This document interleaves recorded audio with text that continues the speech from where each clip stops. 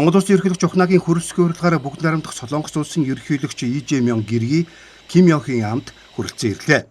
Хүндэт зочдын гадаад харилцааны сайд Баццэг Монгол улсаас бүгд найрамдах Солонгос улс зугаанч бөгөөд бүрээр ихэд элчин сайд сүх болд бүгд найрамдах Солонгос улсаас Монгол улс зугаа элчин сайд Чо Жинвонаар хугтаж авлаа. Энэ айлчлал бүгд найрамдах Солонгос улсын төрийн тэргүүн 2011 онд манай улсад айлчлснаас хойш 15 жилийн дараа болж байна. Ерөнхийлөгч хөрөлсөх Ижемёноор аль биеснийг хилцээж стратегийн түншлэлийн харилцааг өргөжүүлэн бэхжүүлэх хамтын ажиллагааг эдийн засгийн агуулгаар баяжуулах болон олон улс бүс нутгийн давцанд хамтын ажиллагаа зэрэг чиглэлээр саналсолжно.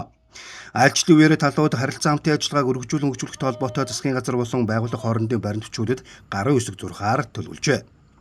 Ерөнхийлөгч Ижемён Гэрги Ким Йонхын нар үндэснийх баяр наадмын нээлтийн ёслолд хүндэт зочдын хуваар оролцсон. Хоёр улс 2006 онд сайн хөршийн найрамдал хамтын ажиллагааны түншлэл, 2011 онд иж өрн түншлэл, 2021 онд стратегийн түншлийн харилцаа тогтоосон. Монгол улс бүгд найрамдах Солонгос улс 1990 оны 3 дугаар сарын 26-ны өдөр дипломат харилцаа тогтоосон. Бүгд найрамдах Солонгос улс 1990 онд Улаанбаатар хотноо, манай улс 1991 онд Сөүл хотноо элчин сайдын яамаа нээсэн төвхтэй.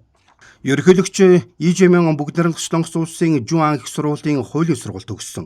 1999-1994 онд Кёнг аймгийн Инчон хотын хөдөлмөрийн зөвлөлийн төв, Гуанжу хотын хөдөлмөрийн зөвлөгөөний төвийн захирал.